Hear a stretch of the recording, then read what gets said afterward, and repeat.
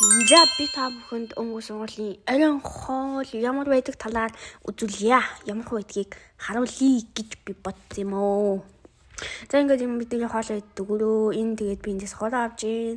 Оройн хоол дандаа юм хөө хонцор нэг удаагийн юм саунд хийсэн байдаг. Энд би одоо хоолоо задлаад пичэнд хийж ийн. Эндээс тэгээд салфетик сэрээ халбаг хотгоо аваад тавьжин. Энд би одоо пичэнд хоолоо харуулаад танд харуулж ийн. Энд одоо миний хоолоо хүлээгээ хэлцэж байна. За ингээд миний хоол болсон юм. Өнөөдөр бол яг айгу амттай хоол байсан. Энд ижүүлээ тоо гон шог өгөцгий. Би одоо ингээд хоолоо идэж ийн. Нухсан төмөс тэгээд энэ загас байсан. Загасны мах байсан. Тэгээд би яг идэ хийсэн.